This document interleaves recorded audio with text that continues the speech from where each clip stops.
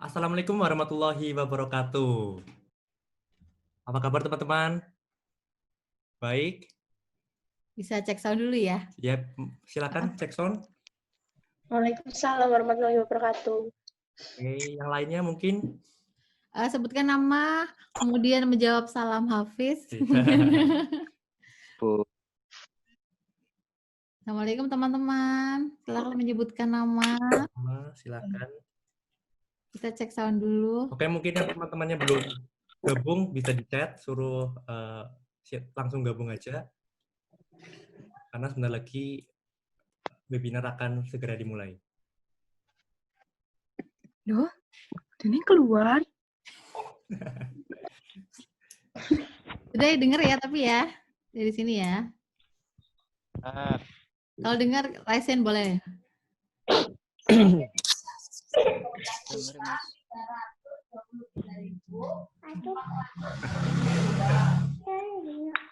Udah Mas raise ya dia. Sudah.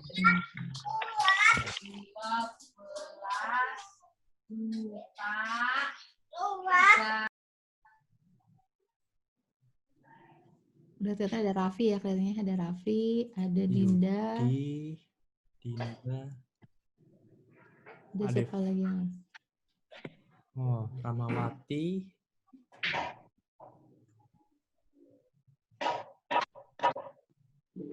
Hanifah. Kalian udah masuk ya? Oke. Mas Evi, Pramudita, Ebi, Imelda. Dimohon teman-teman untuk menyalakan videonya ya. Halo, Bu, suara saya masuk ya? Ya, masuk suaranya. Suaranya siapa ya, Bu, saya? Sadewa. Saya hafal kalau suara Sadewa nih. Betul ya? Betul ya, Bu. Iya. Mohon dinyalakan ya, apa namanya? Kameranya. Videonya, kameranya. Silakan kita dinyalakan. Bisa lihat nih muka-mukanya. Ya, gitu. yuk. Hah? Oh iya.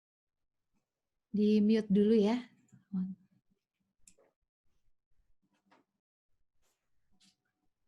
Sevi, Feby, Imelda, mohon dinyalakan. Oke.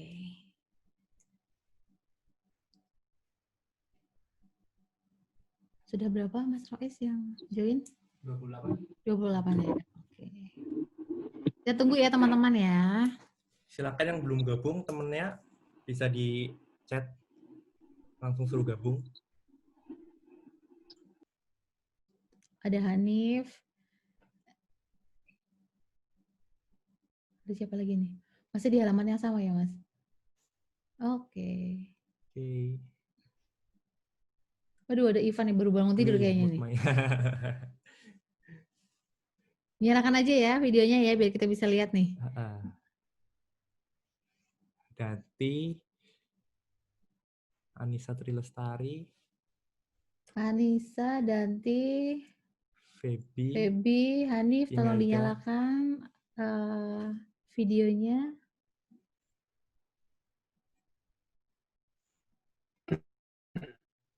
Sudah, Miss. Oke, siap. Sevi jauh-jauh nih dari Batam mana? Batam. Raise hand dong. Oh. Kedengeran nggak Sevi suara saya?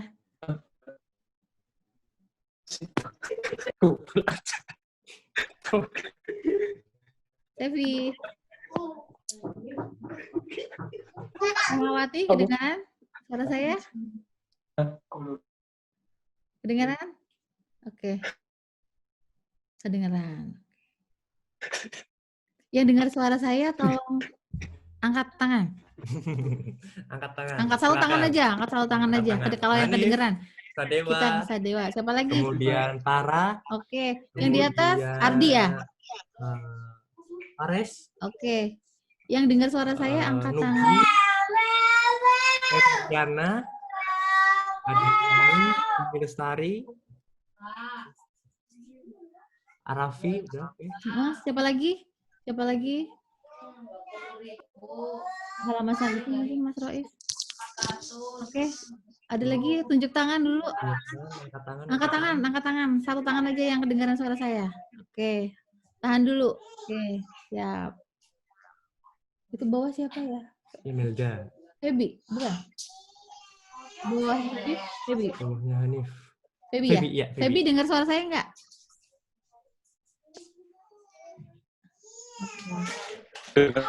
Oke. Miss. Berapa Mas Rois yang sudah? Dengar. 37. 37. Oh, 27. 27. Oke. Kita tunggu dulu ya. Berapa menit lagi nih, Mas Hafiz? 7 menit lagi. Terlalu lama nggak? Kita bacakan tata caranya dulu atau gimana? Boleh. Boleh Mas di off aja suaranya. Mikrofonnya di off dulu. Oke, teman-teman kita mulai ya. Kita langsung gabung ke Hafiz Ya, aja. Ini oke. ada beberapa informasi yang mau disampaikan oleh Hafiz. Oke, saya ulangi dulu ya. Assalamualaikum warahmatullahi wabarakatuh. Puji syukur hari ini kita bisa berkumpul kembali dalam acara Guest Lecture Series, yaitu perkuliahan yang nantinya kita akan mendatangkan tamu.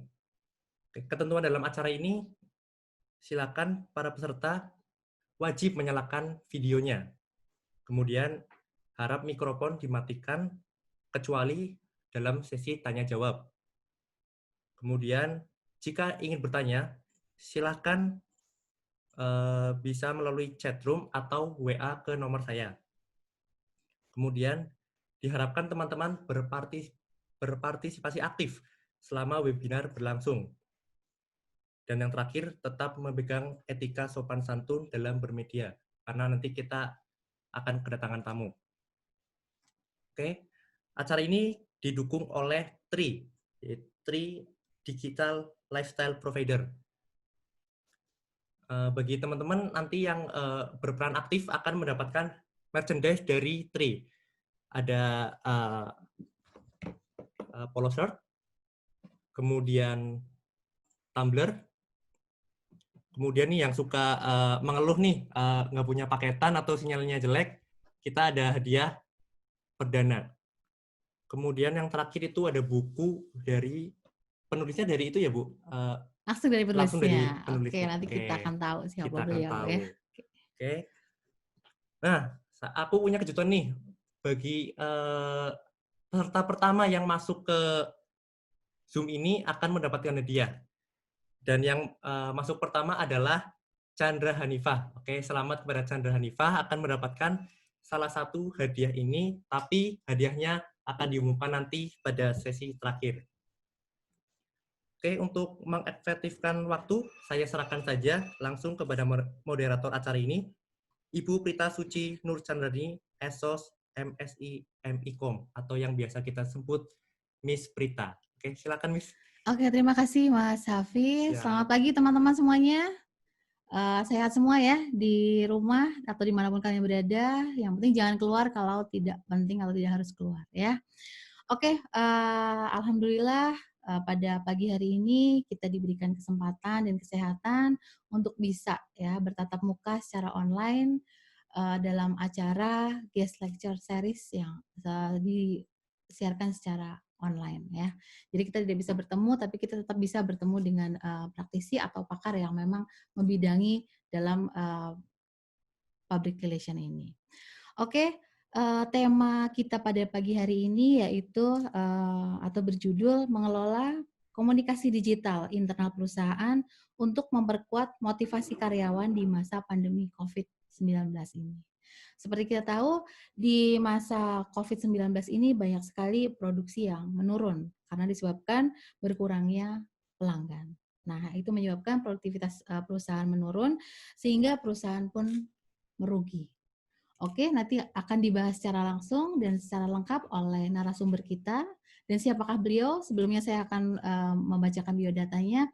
Beliau ini adalah seorang praktisi komunikasi dengan pengalaman lebih dari 28 tahun di bidang Public Relations Management, Internal Communication Digitalization, Corporate Social Responsibility, Change Management, Vision, Mission, Values, Issues and Crisis Management, Employees Engagement, dan Acquisition and Merger.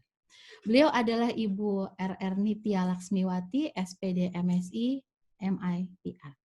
Beliau saat ini aktif di PT Hutchison 3 Indonesia atau biasa kita dengar atau kita sebut dengan 3 Indonesia. Beliau menjabat Senior Manager Internal Communication and Engagement. Sebelumnya beliau aktif di PT Nyonya Menir Semarang, kemudian di PT Coca-Cola Amatil Indonesia, PT Smart Telekom Indonesia, PT Axis Telekom Indonesia, PT Quantum Asia Corpora, dan PT Velos Productivity Consulting. Dan beliau juga aktif sebagai dosen di Kalbis Institute Jakarta. Kemudian beliau adalah seorang praktisi PR, di mana beliau sudah terakreditasi profesi humas dari Perhumas dan telah juga tersertifikasi dari kompetensi profesi humas dari BNSP. Selain itu, beliau juga aktif menulis sebagai penulis pendamping di buku Subauchi Code. Beliau banyak menulis mengenai sumber daya manusia yang tentunya nanti juga akan sedikit dibahas di sini bagaimana mengelola karyawan di masa pandemi ini, ya. Oke, buku ini tercetak dalam bahasa Indonesia pada tahun 2017. Kemudian dalam waktu dekat juga akan tercetak dalam bahasa Jepang dan bahasa Inggris. Buku ini sudah melalui pencatatan ciptaan dari Kementerian Hukum dan HAM pada tahun 2017. Oke, langsung saja mungkin ya, Hafiz ya, kita sambut narasumber kita pada pagi hari ini, Ibu RR Nitya Laksmiwati, SPD, MSI, MIPR. Selamat pagi, Ibu Nitya. Selamat pagi semuanya. Senang sekali. Apa kabar, Ibu? Baik sekali. Senang sekali bisa bergabung dengan Ibu Prita, Mas Hafiz, dan juga teman-teman di program studi ilmu komunikasi Universitas Amikom Purwokerto. Alhamdulillah. Kalau biasanya kita dulu sering ketemu ya Bu secara tatap muka, hari ini kita bertemu online. Mudah-mudahan tidak mengurangi efektivitas dalam pemberian materi atau dalam kita berkomunikasi ya Bu ya. Iya. Oke, mungkin langsung saja Ibu kita hari ini kita berbicara mengenai mengelola komunikasi digital internal perusahaan ya untuk memperkuat motivasi karyawan di masa pandemi COVID-19 ini. Kalau mungkin biasanya komunikasi internal itu ya kalau tidak di masa-masa seperti ini mungkin bisa dikelola ya dengan mungkin relatif lebih mudah. Tapi ketika sudah masuk masa pandemi seperti ini, COVID-19, mungkin banyak sekali perusahaan yang bisa dikatakan merugi ya. Itu mungkin ada nggak sih Bu bahasan nih mengenai hal tersebut? Silakan Ibu Nitya untuk membahas lebih detailnya.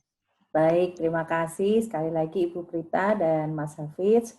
Teriring juga ucapan terima kasih saya ya kepada Kaprodi Ilmu Komunikasi Fakultas Bisnis dan Ilmu Sosial, Ibu Dr. Ade Tuti Turistiati, MIR HRM.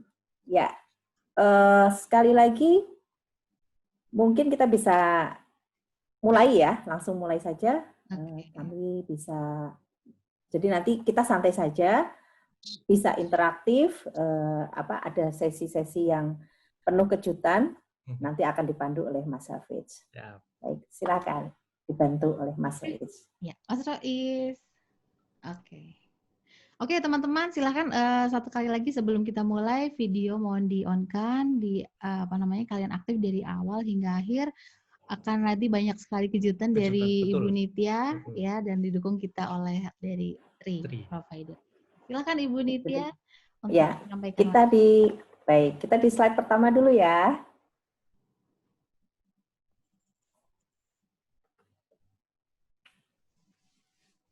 Bisa di slide pertama yang di awal, Mas Rois. Oke, sudah Ibu. Sudah Ibu, sudah tampil di tempat. Ya, oke. Nah, ya, sudah. Jadi, topik kita kali ini adalah mengelola komunikasi digital internal perusahaan untuk memperkuat motivasi karyawan di masa pandemi COVID-19. Next.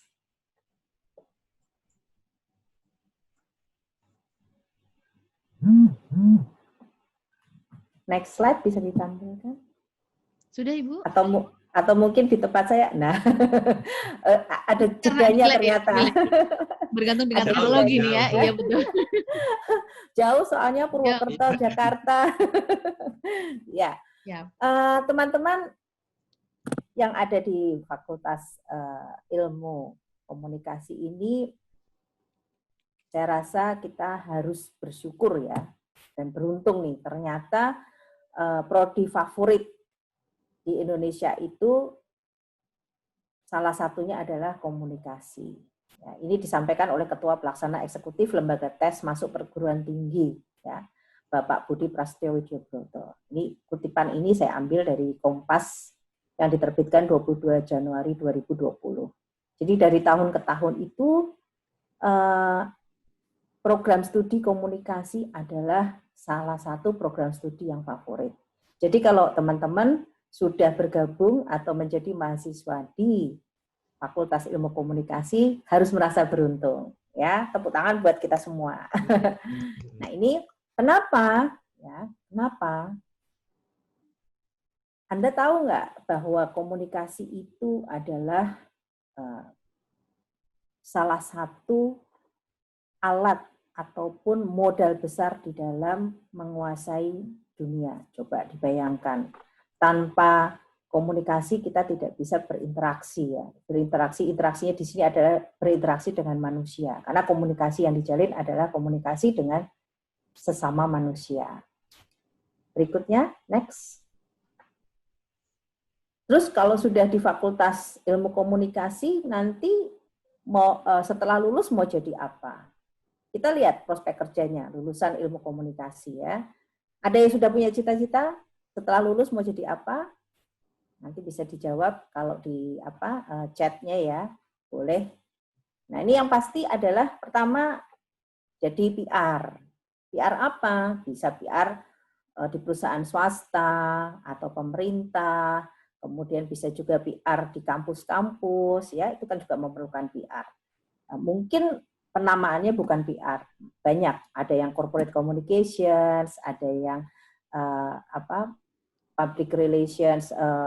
Public relationsnya juga and marketing communication mungkin ya. Jadi tergantung bagaimana fungsi dari tujuan organisasi itu, sehingga setiap PR itu bisa merepresentasikan tujuan organisasi. Kemudian bisa menjadi dosen. Seperti saya juga masih aktif menjadi dosen ya, selain bekerja. Kemudian jadi blogger kalau senang nulis, jadi editor. Kemudian ada juga yang karena senang menulisnya itu terus menjadi jurnalis. Ada juga konsultan. Konsultan ini saya juga pernah secara profesi menjadi konsultan PR di 2 perusahaan sebelumnya, jadi di Asia PR dan Velos Productivity Consulting. Yang pertama adalah konsultan PR. Asia PR itu adalah top 3 konsultan PR di Indonesia, ya. Kemudian Velos Consulting itu adalah konsultan di bidang organisasi. Jadi kalau organisasi yang agak kurang sehat gitu ya, atau ada masalah-masalah di dalamnya itu, nah waktu itu saya bergabung untuk memberikan advice kepada top manajemen. Kemudian bisa jadi redaktur. Redaktur apa? Boleh redaktur majalah internal atau mungkin redaktur di majalah komersial. Nah, sekali lagi ini adalah salah satu keterampilan di bidang komunikasi yang bisa diasah dan juga dipertajam. Kalau saya sendiri menjadi redaktur internal, media internal itu sejak 1998. Jadi mungkin Anda belum lahir ya. Ya. Sampai sekarang di dalam pekerjaan ya terus saja menjadi redaktur untuk media komunikasi internal. Kemudian apalagi kita lihat kalau nanti lulus dari jurusan ilmu komunikasi. Next. Bisa ditampilkan? Ya. Jadi MC, nah pembawa acara, ya di acara-acara kampus itu kan banyak. Intinya kalau kita, bagaimana kita mengetahui bahwa kita bisa atau punya bakat jadi MC? Ya jegur aja, udah. Pokoknya modal berani. Ya. Kalau enggak, ya enggak. Kita nggak pernah tahu kan. Kita misalnya menulis juga kita nggak tahu tulisan saya bagus apa enggak ya. Ya. Belajar. Kemudian menjadi presenter. Terus event organizer, creative director. Creative director itu contoh mau melakukan pemotretan, sesi pemotretan, bisa mengarahkan ya. Oke, posisinya seperti ini. Kalau mungkin kita bisa menyaksikan ya pose-pose foto untuk kegiatan formal itu kan biasanya berdiri, tangan begini ya, atau tangan menutupi bagian depan gitu kan ya. Nah, bisa nggak foto pose-pose seperti itu diubah yang kelihatannya tuh atraktif, menarik gitu ya, sehingga nggak monoton kok kayak ya apa pejabat-pejabat teras gitu ya. Bisa saja itu kerjaannya creative director. Atau juga mengarahkan suatu komunikasi visual. Saya punya ide seperti ini, visualisasinya seperti apa akan jadi apa. Nah, nanti contoh-contohnya saya berikan di dalam slide-slide berikutnya. Terus YouTuber, wah YouTuber ini kan kok hubungannya apa ini sama PR gitu ya, atau hubungannya apa sama ilmu komunikasi? Tentu banyak kalau menjadi YouTuber itu kan tidak hanya kekuatan menulis atau membuat suatu judul, tetapi juga konten, ya kan? Konten dan konteks itu menjadi suatu senjata ampuh nih. Sekarang eranya udah digitalisasi dan semuanya kita mengandalkan internet, ya kan, sebagai sarana komunikasi. Terus jadi apa ini? Analis, pengusaha analis itu dia mengamati, kemudian mengkritisi, kemudian memberikan advice. Nah itu. Terus menulis juga kalau tidak tergantung medianya ya. Kalau media broadcast mungkin dia akan menyampaikan pemikiran-pemikirannya secara tajam ataupun lugas ya. Tetapi kalau analis yang dia menulis mungkin menjadi kolumnis. Nah, itu juga bisa. Terus pengusaha. Wah banyak pengusaha. Mau lulusan ilmu komunikasi tetapi misalnya nih Anda jadi jualan online, kan pengusaha juga itu, ya kan? Jadi kalau jualan online bayangin aja saingannya, waduh nggak kelihatan, tetapi pada eksis. Nah ini bagaimana di dalam katakanlah di SEO-nya itu Anda bisa, wah kalau orang ngetik keripik, kriuk, gua langsung yang keluar punya Anda, ya teman-teman, usah teman-teman misalnya. Nah, itu semuanya memerlukan keterampilan dalam berkomunikasi, apakah itu melalui tulisan, speaking, ya, dan seterusnya.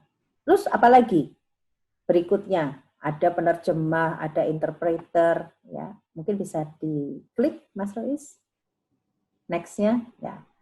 Interpreter itu kekuatan mendengarkan. Jadi keterampilan dasar komunikasi itu ada 4. Yang pertama, kayak bayi itu pertama kali kan dia listening, mendengarkan. Terus disimpan di memorinya. Setelah dia simpan, dia alat-alat atau organ tubuhnya bisa berbicara, maka dia akan speaking. Ya, listening, speaking, kemudian dia bisa membaca, reading, baru menulis. Jadi keterampilan menulis itu adalah keterampilan dasar yang keempat, yang step-stepnya itu dimiliki oleh manusia. Nah, tinggal 4 keterampilan ini mana yang menjadi keunggulan teman-teman semua. Kalau yang unggul di dalam listening, dengerin lagu cepat hafal, contohnya ya, wah Anda bisa berbakat menjadi interpreter. Jadi orang ngomong apa, Anda langsung bisa menyampaikan, menginterpretasikan yang disampaikan. Itu, wah, dari sisi bayaran luar biasa kalau jadi interpreter ya. Atau mungkin penerjemah. Penerjemah, mau penerjemah langsung atau menerjemah naskah ya. Nggak usah yang penerjemah tersumpah deh, penerjemah yang istilahnya nggak pakai sumpah aja udah banyak dicari. 1 lembar bisa ratusan ribu, A4 double spasi, ya kan? Itu mungkin sekitar 300-400 kata. Nah, rata-rata kalau di Jakarta itu satu lembar ya 150 sampai 200 ribu untuk penerjemah. Sutradara, wah, sutradara kalau di mungkin membuat mini iklan, ya. Anda mengarahkan bekerja sama dengan tim, banyak tim. Fotografer, kameramen, periklanan, dan masih banyak lagi ya, web designer, graphic designer, content creator. Ya. Nah ini adalah prospek kerja kalau nanti teman-teman lulus ilmu komunikasi. Jangan bingung, ya. Karena begitu banyak kesempatan yang bisa diperoleh. Nah, saya sendiri terus terang selama 28 tahun itu ya memiliki beberapa tim di fungsi dan pekerjaan saya itu sempat heran juga sih. Kok nggak ada yang dari lulusan ilmu komunikasi? Wah, kemana ini? Teman-teman alumnus ilmu komunikasi ini berada? Nah, bahkan contoh yang sekarang saja, saya bekerja di TRI, tim saya ini adalah alumnus dari Fakultas Kesehatan Masyarakat. Bisa dibayangkan, kesehatan masyarakat kok bisa jadi internal communications. Ternyata dia itu hobinya menulis. Hobi menulis, dan 10 tahun itu rajin di bidang jurnalistik. Ya, salah satu grup media yang cukup kuat ya, nomor 1 di Indonesia. Kemudian dari sekian kandidat itu, ya memang yang akhirnya saya rekrut itu ternyata memang unggulannya dia memiliki keunggulan-keunggulan yang tidak dimiliki oleh kandidat yang lain. Jadi teman-teman mungkin nanti kalau misalnya sudah semester 6 itu udah mulai harus punya bekal ini, karena nanti kan Anda skripsi, kemudian magang, ya kan, itu harus otoran. Kalau nyegur ataupun nyemplung di tempat kerja yang sesungguhnya itu bisa jadi di dunia sekarang ini nggak ada yang ngajarin. Jadi Anda harus punya inisiatif ataupun keterampilan yang mumpuni, yang diunggulkan. Nah itu gambarannya. Tapi mumpung sekarang masih di semester awal, jadi mulai kebayang nih, saya pengen jadi apa ya, gitu ya. Saya sendiri bukan dari lulusan ilmu komunikasi. Jadi S1 saya itu jurusan pendidikan bahasa dan seni. Harusnya saya jadi guru waktu itu. Tetapi berbelok malah menjadi PR. Ya. Kok bisa jadi PR? Sebelum jadi PR jadi sekretaris dulu malahan. Itu tadi yang disampaikan Bu Prita itu, dari 8 perusahaan yang saya pernah bergabung, 28 tahun jadi PR itu sekitar 20 tahun ya, tapi di internal communications itu lebih dari ya sekitar 15 tahunan, 15 sampai 16 tahun. Dan nggak punya bekal ilmu komunikasi. Tapi saya bisa kecemplung di situ tuh ya. Pertama ya punya tekad yang kuat dan berani nekat aja udah. Jadi nekatnya tuh tapi pakai strategi ya. Banyak belajar, banyak membaca, kemudian melihat, oh ini misalnya Andi F. Noya, itu kok bagus banget ya. Dia memiliki kekurangan tetapi dia tidak fokus pada kekurangannya. Dia fokus kepada kelebihannya, ya kan?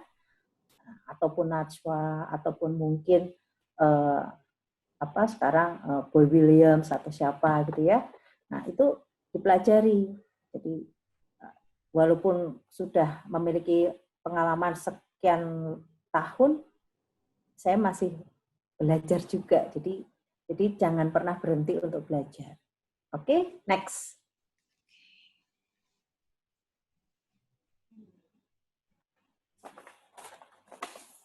Ya, kita masuk ke ya ini sebagai saja ya, pengetahuan juga ya. Apa itu komunikasi internal? Atau ada yang baru mendengar? Kadang komunikasi internal itu disebut, ada yang menyebut PR internal. Ya, ada juga yang menyebut corporate communication, internal corporate communications. Tapi apapun itu sebutannya, yang penting adalah fungsi dan tugas-tugas atau pekerjaan yang dilakukan. Ini kalau saya ambil ya dari Van Riel, beliau menyampaikan bahwa himpunan kegiatan yang terlibat dalam mengelola dan melakukan semua komunikasi internal dan eksternal yang bertujuan untuk menciptakan titik awal menguntungkan dengan para pemangku kepentingan pada perusahaan yang tergantung. Itu. Kemudian bagaimana dengan Cornelissen? Di dalam bukunya Corporate Communication, A Guide to Theory and Practice, tahun 2018, disampaikan bahwa komunikasi korporat atau corporate communications adalah fungsi manajemen yang bertujuan untuk menciptakan komunikasi yang efektif di internal dan eksternal organisasi. Nah, kalau dilihat di dalam visualisasi yang ada di slide, itu komunikasi korporat itu ada PR, ada bidang advertising, kemudian ada juga yang mengelola sosial media, ya, terus ada juga yang mungkin khusus memperkuat corporate identity atau identitas korporat. Jadi fungsinya atau pekerjaannya itu benar-benar fokus kepada brand, logo, ya, terus seragam karyawan, misalnya bagaimana dari seragam, dari ambience yang dibangun dari perusahaan, dari logo sampai masuk ke internal ambience-nya itu yang dibangun sehingga orang bisa merasakan, oh kalau masuk ke kantor, misalnya nih, kantornya Tri itu, wah rasanya warna-warna yang sudah dibangun itu seperti ini, kemudian ruangan kerjanya bagaimana. Terus kalau kita misalnya memasuki suatu ruangan ya, ataupun tempat kerja, katakanlah Unilever misalnya, oh yang ruangannya sedemikian besar dan luas, karyawan bisa selalu dekat dengan produk-produk dari perusahaan itu. Mau ke salon ada, mau belanja harian, kebutuhan dapur juga ada di situ, kayak ada minimarket atau supermarketnya ya di dalam perusahaan itu. Nah, ini fungsi-fungsi marketing, crisis communications, dan salah satunya adalah internal communication. Next.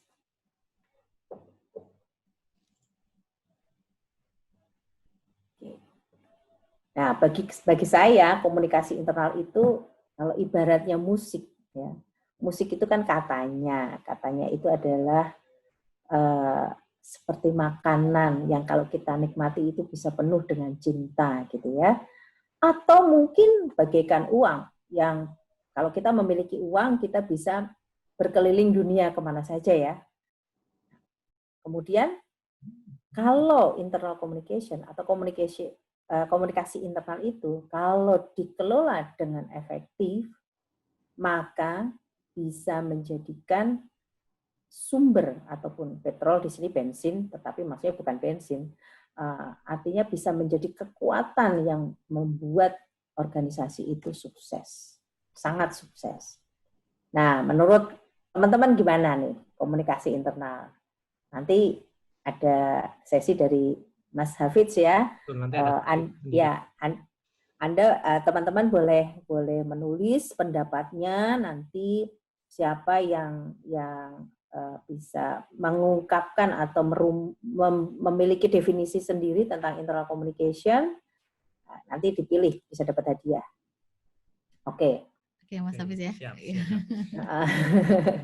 Jangan lupa ya, nanti masing-masing bisa berebut cepet-cepetan nih. Betul, Bu. Mau dibatasi teman-teman ya untuk berperan aktif. Ya. Oke, silakan untuk menjawab di room chat atau mungkin langsung WhatsApp saja di WhatsApp pribadi Mas Hafidz ya, nanti aku dipilih akan kita bacakan definisi nih apa sih menurut kalian ya pendapat kalian mengenai komunikasi internal. Nanti akan ada hadiah menarik ya yang sudah disediakan oleh Tri. Silakan Ibu untuk membacakan materinya. Oke, nanti kita akan bacakan ya Mas Hafidz. Oke, lanjut Mas Hafidz, terima kasih. Nah, terus tadi kita kan udah tahu nih apa itu komunikasi internal. Terus mengapa harus ada komunikasi internal, ya? Nah, Anda bayangkan dalam organisasi perusahaan ataupun organisasi apapun, itu kan yang namanya organisasi pasti lebih dari satu orang ya untuk mengelola suatu kepentingan dengan tujuan utama. Tujuan utamanya apa? Biasanya ya kalau organisasi ya tujuan utamanya adalah profit, bicaranya profit ya. Nah, ini di dalam mencapai tujuan itu harus terbentuk pemahaman dan makna yang sama. Kalau tujuannya udah beda-beda atau pemahamannya berbeda-beda, ya bisa saja misalnya dari Jakarta ke Purwokerto mau naiknya apa ini? Mau naik pesawat atau naik bus atau naik mobil pribadi atau mungkin sepeda ya. Nah, ini tujuannya sama ke Purwokerto, tetapi terus caranya ini beda-beda. Melakukan cara itu berbeda-beda. Nah, ini berarti belum sepaham. Jadi, di dalam komunikasi internal itu membentuk kesepahaman. Kalau membentuk kesepahaman itu bisa terjadi kalau ada trust, ada rasa percaya. Misalnya nih nggak saling ngejudge gitu ya, ataupun julit-julitan atau apa gitu tuh. Nah, ini harus sama dulu nih ya. Karena sekumpulan orang yang berada di organisasi yang sama itu juga memiliki tujuan yang sama. Nah, mungkin nanti kalau di semester-semester yang akan datang, teman-teman juga atau mungkin sudah disampaikan, itu kan ada basic human needs ya, teori Maslow. Itu kan atau kalau sekarang disingkat itu intinya kebutuhan manusia itu kan ada 3 kalau dalam konteks organisasi perusahaan. Yang pertama, dia punya needs secara psikologi atau non-psikologi. Kemudian ada values, nilai-nilai. Ya, ada nilai-nilai yang dianut. Nilai-nilai pribadinya sama nilai-nilai perusahaan berbenturan tidak? Dia bisa menyesuaikan tidak? Ya. Kemudian ada emotion. Emotion ini adalah perasaan. Kok aku kayaknya dikasih kerjaan terus sih, WFH begini enggak dari jam 8 ke jam 5, tetapi wah 24 jam nih, gitu ya. Nah, ini emosinya mungkin berpengaruh tuh, atau terpengaruh. Terus, aduh, kenapa saya terus yang dikasih kerjaan? Kenapa teman yang satunya enggak gitu ya? Nah, ini perasaan-perasaan ini yang perlu dideteksi gitu ya. Karena kalau perasaan-perasaannya menjadi terganggu, maka juga akan mengganggu jalannya organisasi juga. Nah, karyawan perlu merasa terhubung dengan perusahaan. Jadi manajemen punya kebijakan, punya peraturan, tapi kan mungkin nggak bisa langsung berbicara dengan karyawan, sehingga memerlukan peran dan fungsi komunikasi internal. Gitu. Jadi ada pepatah yang saya yakini juga benar ya, bahwa segala sesuatu yang dibangun secara internal, melalui komunikasi internal, kalau efektif dan positif, maka keluarnya itu perusahaan di dalam membangun citra atau reputasi perusahaannya akan jauh lebih mudah. Karena apa? Secara internal, karyawan misalnya nih, mempunyai rasa memiliki terhadap perusahaan yang tinggi, kemudian karyawan bangga bekerja di perusahaan itu, kemudian misalnya mendapatkan posisi yang bagus, terus well rewarded ya, atau diapresiasi, mendapat apresiasi, ada di tempatku ada semuanya, misalnya ada fasilitas kesehatan, kemudian ada komunitas-komunitas di internal yang dibangun. Nah, ini saya belum menyentuh tuh, tapi kalau di TRI itu ada komunitas banyak sekali, ada komunitas sepeda, ada komunitas fotografi, ada komunitas penggemar kopi, ada komunitas penggemar film, wah macam-macam. Nah, itu komunitas yang dibentuk untuk karyawan yang memiliki kesamaan hobi.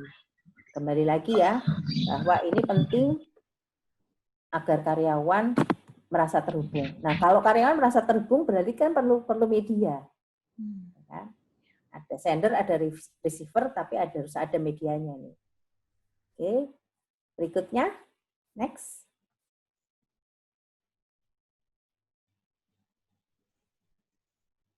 Kita tadi sudah bicara what, why, sama sekarang who. Ya. Apa itu, terus mengapa, dan sekarang siapa. Siapa yang menjadi komunikator internal? Biasanya adalah orang-orang yang berada di dalam fungsi atau divisi sumber daya manusia, atau human resources, atau human capital. Kenapa? Karena fungsi ini memahami betul apa yang menjadi kebutuhan organisasi dan karyawannya. Itu tadi ya, kebutuhan karyawan itu kan dia punya needs, psikologi dan non-psikologi, kemudian dia punya values atau nilai-nilai, dan dia punya emotions. Nah, ini yang tahu kan orang HR, karena ketika misalnya Anda direkrut di satu perusahaan, yang merekrut kan orang HR, ya. Jadi itu sudah melalui proses seleksi yang cukup ketat. Kuncinya membangun persepsi yang sama, terus ketepatan, kredibilitas, pengadilan, dan kecocokan. Ini saya kutip dari buku Subodhi Code. Ya, kebetulan saya juga menjadi penulis pendamping di buku tersebut. Ya, silakan next. Oke, bagaimana membangun komunikasi internal? Ini how ya, sudah how, masuk ke how.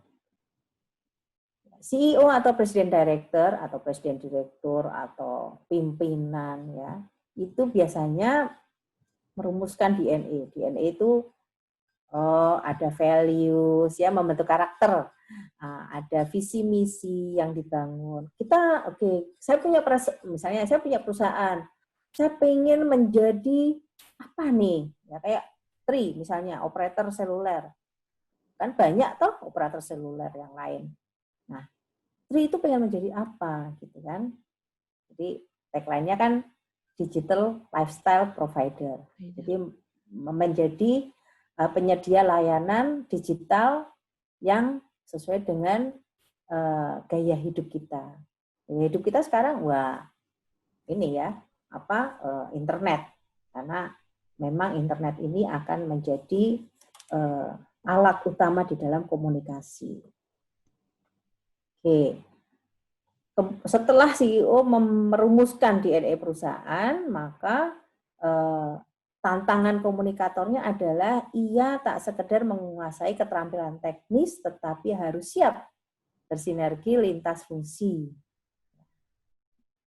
Kan internal communications itu kalau di dalam struktural, dia bisa saja idealnya di bawah HR gitu ya, divisi sumber daya manusia.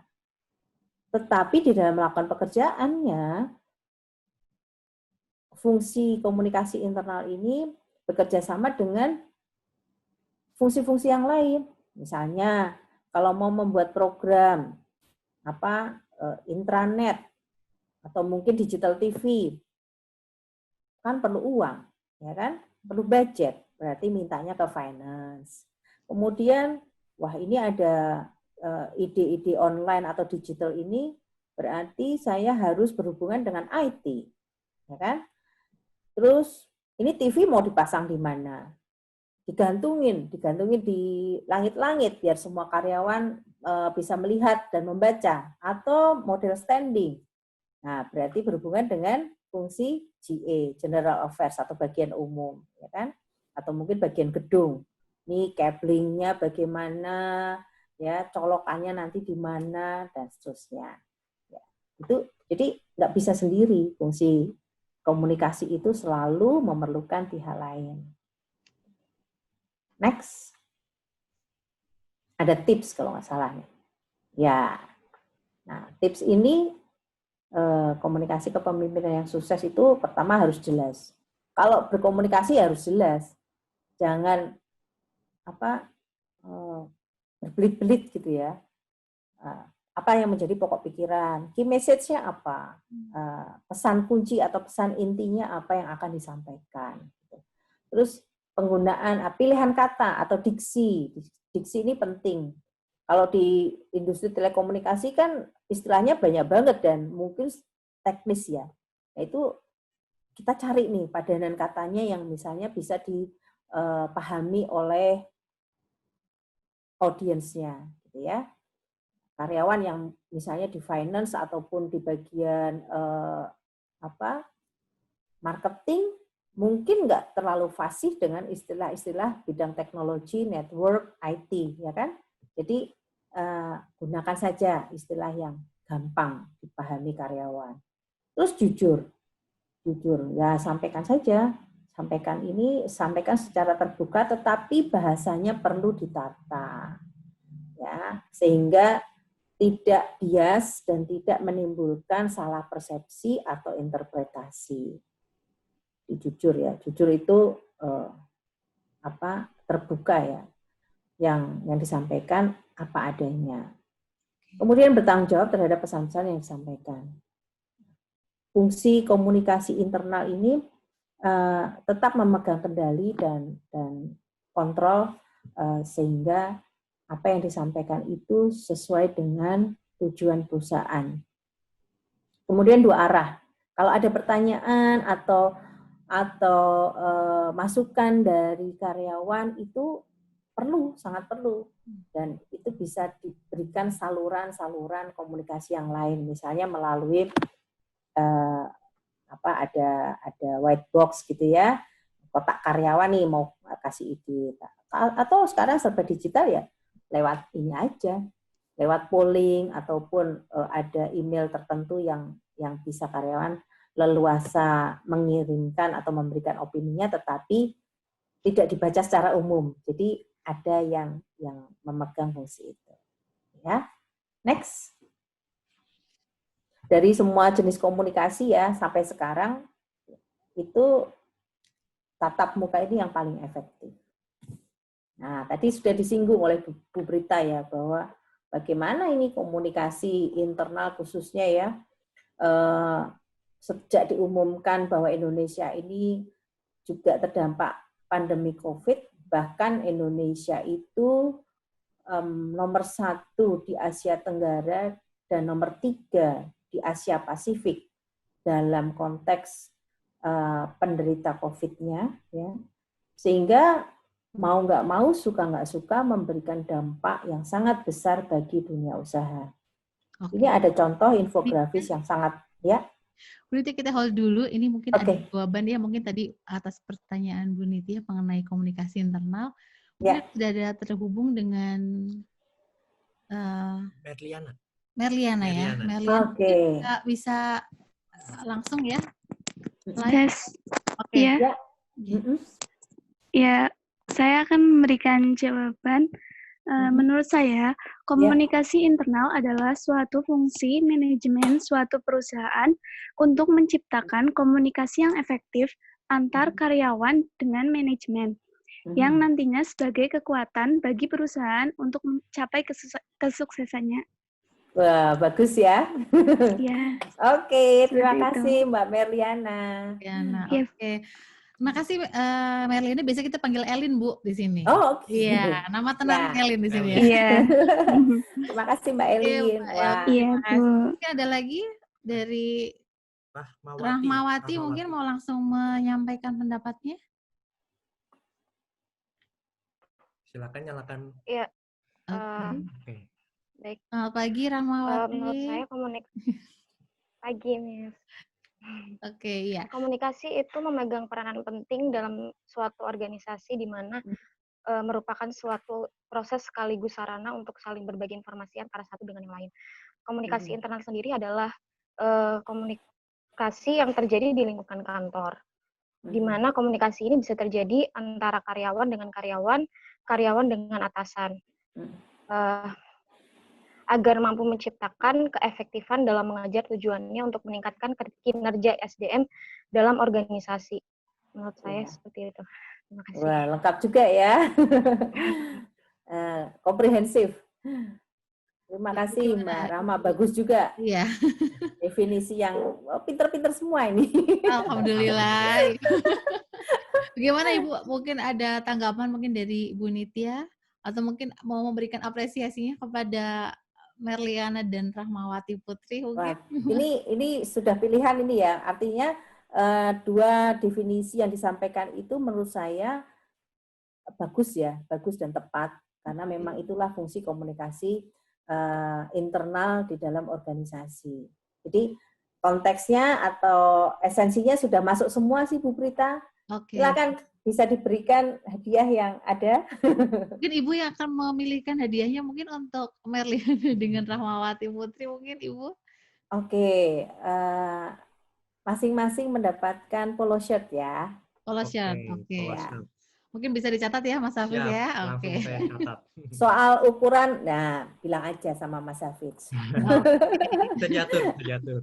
Ya. Terima kasih Rahmawati Putri dan Merliana. Mungkin ada yang lainnya, teman lainnya Yang cowok, yang cowok. Yang cowok Nah, mungkin. mana ini? Mic on langsung saja atau mungkin lewat WhatsApp pribadi langsung ke Mas Hafiz mungkin ada masuk? Belum ada ya. Belum ada. Oke, ada Mas Rois kira-kira yang nggak ada ya? Oke, belum ada Bu. Mungkin masih Baik. penasaran nih selanjutnya. Belum masuk Silakan, soalnya Ibu. ya ke Oke, ini. iya, siap. Ya. Silakan Baik. Ibu untuk melanjutkan materinya. Ya. Terima kasih Ibu Prita dan Mas Ya. Hafiz. Ya. Oke, kita lanjut ya tadi sekilas nih bahwa kita ini sekarang ya pandemi COVID atau coronavirus ini mungkin kalau dilawan orang lawannya kita nggak kelihatan, ya kan? Virusnya kan nggak kelihatan. Dia akan kelihatan itu kalau dilihat di bawah mikroskop itu aja dengan pembesaran sekian ratus kali gitu ya. Karena saking nggak kelihatannya dengan kasat mata. Jadi kalau kita mau berperang melawan, lawannya siapa? Orang ini lawannya virus gitu kan. Tetapi dia benar-benar telah mengubah, virus ini telah mengubah cara kita hidup, ya, cara kita belajar seperti sekarang ini, dan cara kita bekerja. Terus yang terdampak industri juga demikian. Anda bisa teman-teman bisa melihat kelompok perusahaan, kategori perusahaan yang tertekan atau sulit bertahan. Misalnya bidang pertambangan, ya.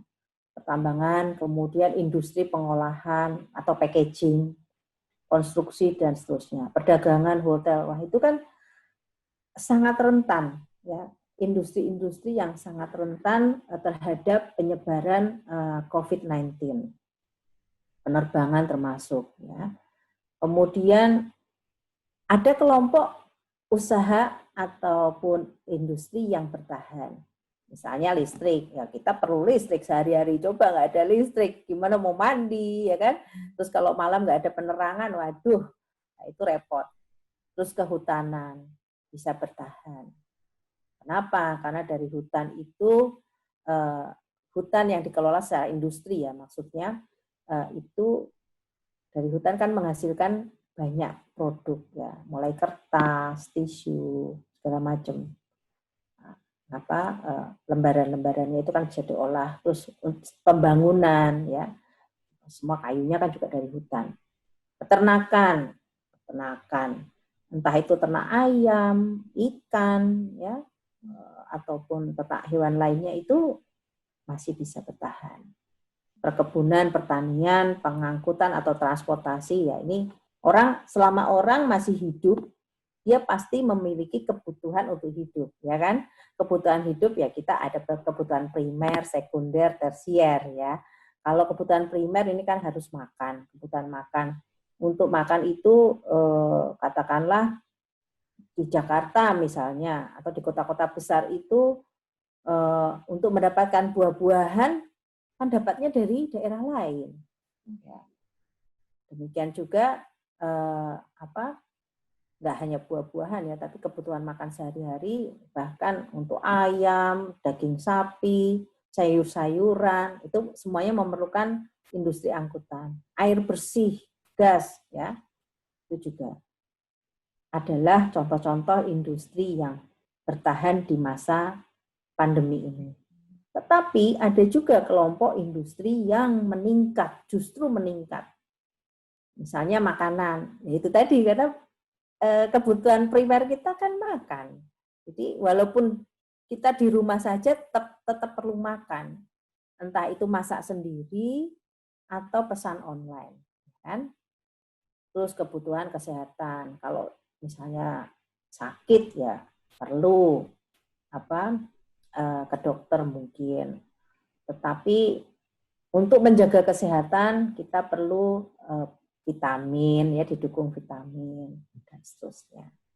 Retail, industri retail ini kayak misalnya Indomaret, Alfamart, ya itu adalah retail industry. Kemudian semacam Coca-Cola, itu Unilever, itu adalah industri retail. Perusahaan susu, ya semuanya kategori itu ada industri retail. Kemudian produk kesehatan pribadi, ya macam-macam. Terus yang satu ini kalau Anda perhatikan, ada teknologi informasi dan komunikasi. Ya bersyukur bahwa saya bekerja di industri ini, gitu ya. Jadi sempat kemarin tuh ngobrol dengan teman-teman kantor yang ada di Tristor Purwokerto ya, dan seluruh Indonesia itu paket data kami itu meningkat luar biasa. Karena apa? Semuanya di rumah, ya kan, internetan, entah mau nonton, ya kan, entah mau YouTube-an ataupun nonton drakor, ya, semuanya internetan. Terus sekolah dari tingkat PAUD sampai mahasiswa perguruan tinggi itu juga pakai internet. Jadi pakai datanya luar biasa laris. Nah ini contoh industri yang meningkat di masa pandemi ini. Ya. Nah di sebelah kanannya adalah yang kena PHK. Ini data 1 Mei 2020 ini yang terbaru yang ada di publikasi media. Jadi teman-teman bisa dari data, informasi ataupun angka-angka yang ada itu bisa ditarik satu kesimpulan bagaimana ketika bekerja di satu industri itu karyawan memerlukan satu energi yang positif agar tetap produktif. Ya. Karena kami sampai saat ini masih bekerja dari rumah. Jadi mulai tanggal 16 Maret itu sampai sekarang kami bekerja dari rumah. Dan tantangan besar yang biasanya tatap muka, diskusi, berkolaborasi, ya bahkan mungkin berargumentasi, adu pendapat gitu ya dengan teman-teman di kantor. Sekarang kami harus membiasakan diri, ya udah screen to screen gitu kan. Meeting online, telepon, conference call, gitu-gitu. Terus yang tadinya media misalnya, media semua untungnya ya, media digital internal Fitri itu yang kebetulan saya yang mengolah dan satu tim ya, mungkin ada join juga di sini.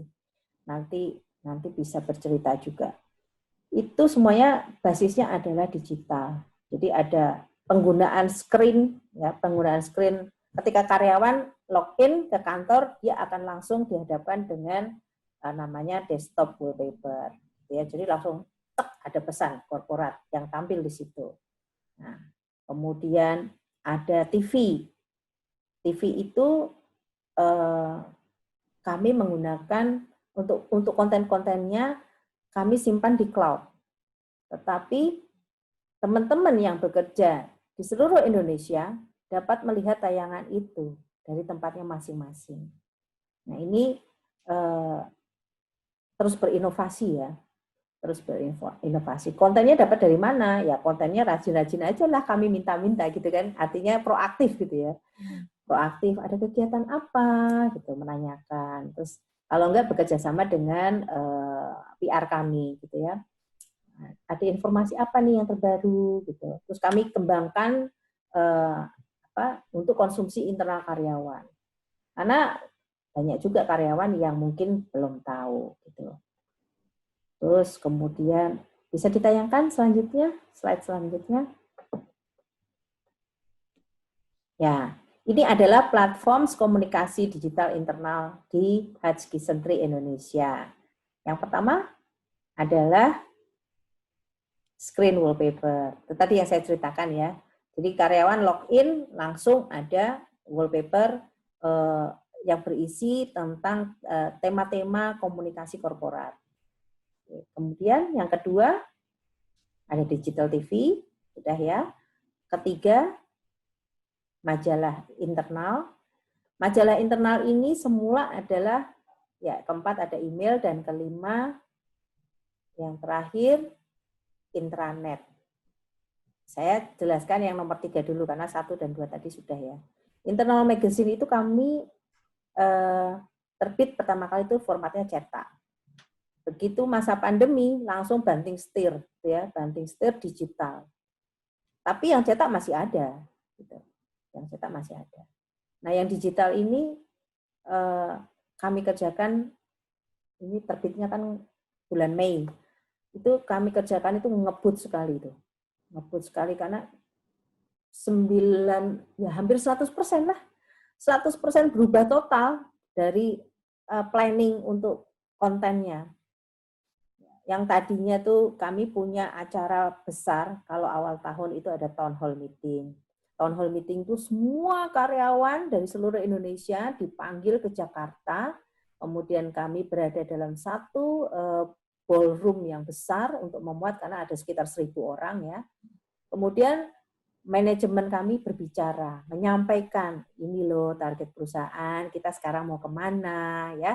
Ada hal-hal tertentu yang sangat strategis yang disampaikan oleh manajemen di forum itu.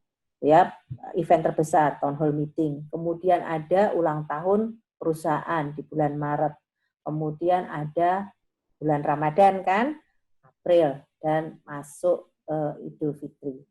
Nah, semua event besar yang sudah menjadi agenda perusahaan, agenda tahunan perusahaan yang sudah dirancang tiba-tiba kan nggak jadi semua. Berarti untuk konsumsi publikasi internal, waduh, bagaimana nih? Mau udah kita juga siap liputan gitu ya. Akhirnya itu tadi langsung berubah flipping gitu, 360 derajat. Saya beserta ada satu kakak nih, mau join nggak ya? Ada nggak? Kalau nanti join dia bisa cerita juga. Jadi kami mencari dari direktori, dari teman-teman gitu ya, direktori perusahaan. Terus dalam satu edisi majalah yang nanti bisa ditayangkan, boleh ditayangkan, majalah internalnya, namanya Triangle. Triangle, oke. Ya, semua depannya triangle. Sudah bisa dari awal ya, dari cover mungkin yang atas ya.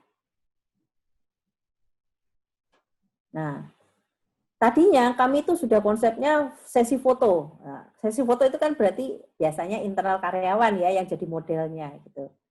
Terus harus ganti ilustrasi. Wah, ini memerlukan berarti kreatif ya kan? Kreatif director tadi itu kalau apa usaha salah satu profesi ataupun pekerjaan yang bisa dilakukan. Saya itu memberikan brief gitu ya kepada agensi gitu ya, agensi kami.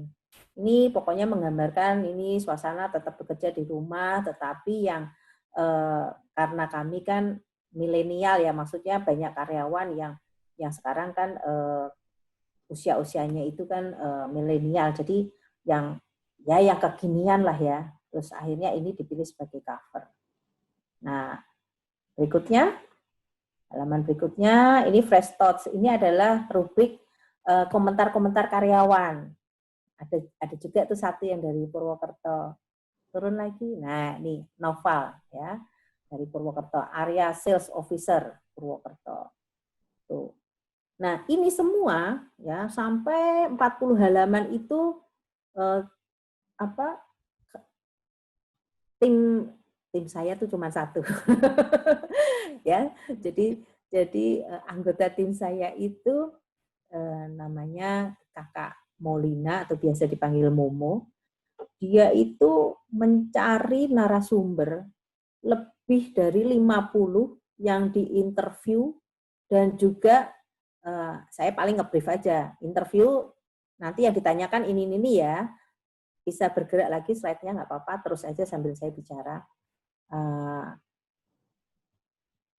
Di interview kemudian diarahkan fotonya, ya, posenya bagaimana. Nah, itu semua lewat telepon, semua lewat telepon. Ini pesan dari CEO kami.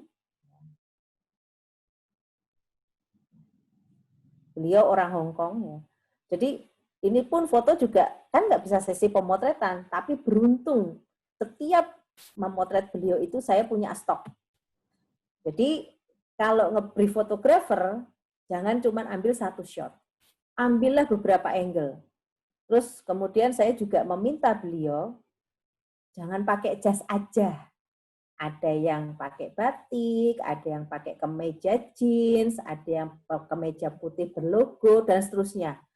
Jadi at any time, misalnya diperlukan, nah saat-saat seperti ini, langsung saya sudah punya stok. Nggak perlu heboh-heboh lagi atau bingung lagi gitu ya. Nah, tapi saya izin ke beliau, Pak Cliff, saya pilih ini nih, gitu. Beliau bahasa Indonesianya anulah sedikit-sedikit gitu ya. Tapi biasanya berkomunikasinya bahasa Inggris.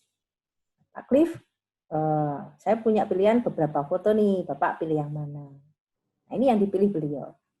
Nah, kemudian bicaranya, oke, boleh turun.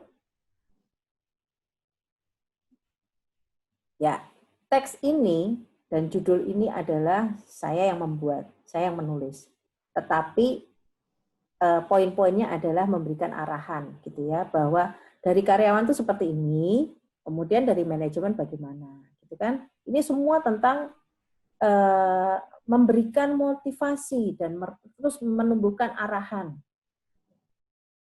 Jadi bahasanya pun juga bahasa yang keseharian saja. Halo semuanya, apa kabar, gitu-gitu ya. Jadi storytelling gitu. Oke. Kemudian beliau juga mengapresiasi bahwa di tengah pandemi ini banyak inisiatif yang dilakukan untuk menumbuhkan atau meningkatkan revenue atau pendapatan perusahaan. Oke, terus ya bisa jalan terus aja. Nah ini itu tadi ya, burnout itu sampai udah kewalahan, udah kecapean. Banyak banget ternyata yang dikerjakan dari rumah. Oke. Terus lanjut. Nah, ini atasan saya. Jadi beliau sebagai HR Director atau Direktur Human Resources. Ya, lanjut terus. Ini dari sisi IT. Jadi nanti teman-teman bisa melihat ya, dari penataan rubrikasi, kemudian sampai konten, itu terus terang saja semua berubah total. Interview juga berubah total. Jadi itu benar-benar sangat mempengaruhi cara kami bekerja. Ya disampaikan. Gimana iklim organisasi sekarang. Ini disampaikan secara terbuka, semuanya ada, gitu kan? Sehingga karyawan memiliki pemahaman yang sama. Kalau lewat digital TV ataupun lewat screen desktop kan nggak mungkin bisa sebanyak ini. Keunggulan majalah adalah dia bisa dibaca kapan saja, di mana saja, oleh siapa saja, ya kan? Terus punya waktu yang cukup untuk mencerna isinya.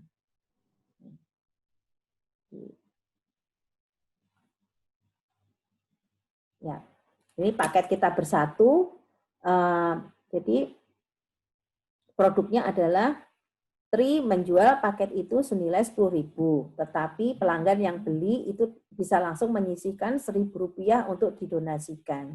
Nah, baru-baru ini donasi itu sudah terkumpul, jadi dari April sampai Juni itu diserahkan melalui UNICEF dan membantu banyak sekali rumah sakit ya.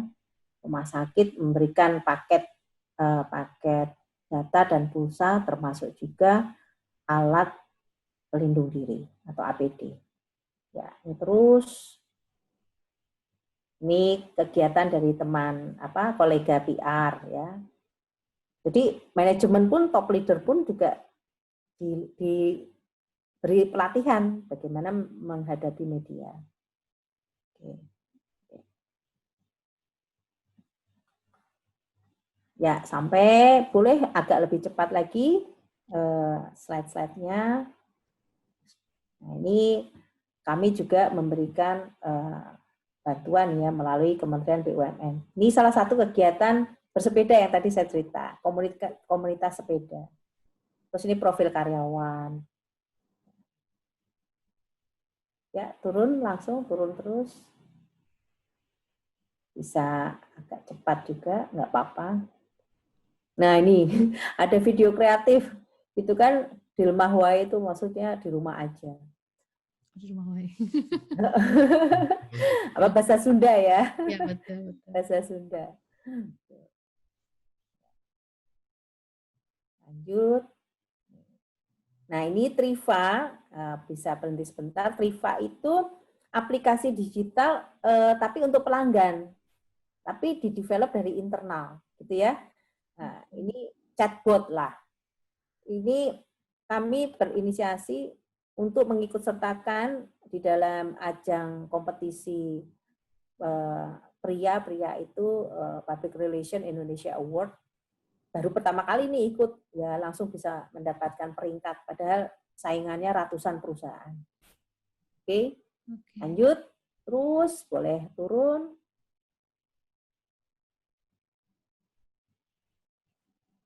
Agak cepat nggak apa-apa. Ini berapa halaman ini Bu Nitya? 40. 40 ya. 40. 40 halaman Bu, atau bisa berbeda-beda, tidak hanya 40 halaman, mungkin berapa, atau memang sudah setiap edisi terbit 40 halaman. Siap ya, oke. Ya, 40 halaman dan khusus di rubrik line up ini kan, ya, ini semua membahas tentang karyawan bagaimana tetap produktif di masa pandemi, gitu ya. Jadi foto-fotonya itu ya itu saya hanya brief Momo aja untuk menyampaikan ke karyawan, sehingga yang dilihat itu ininya lain-lain gitu, foto-fotonya lain-lain, nggak monoton. Nah, menarik sekali ya Mas Hafiz ya. Ya. Ini ada sekitar 18 rubrik. Tulisannya itu kurang lebih ada 115 artikel. 115 artikel. Artikel ya mulai dari pendek-pendek kecil sampai yang kolom-kolom utama itu ya. Terus foto-fotonya ya ratusan juga. Ya ini cover back covernya ya. Dan ini juga nge-brief ilustratornya itu juga memerlukan apa ya, imajinasi yang kalau bisa dibilang saya mampu membayangkan ya, saya bisa nge-brief, terus kemudian yang menuangkannya itu. Jadi antara yang nge-brief sama yang menuangkan dalam visualisasi ini nih bisa klop gitu loh. Iya. Jadi menerjemahkannya kan susah tuh sebenarnya.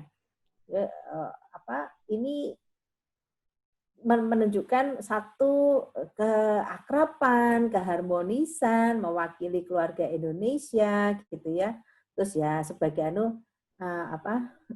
iseng aja tuh saya bilang tambahin dong kucing. Terus ada kucing di bawah. Ya itu jadi nggak kaku. Nggak kaku lah. Betul. Ya. Nah itu soal majalah internal.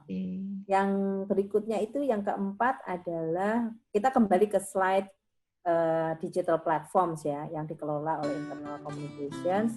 Yang keempat itu ada email. Email itu sebulan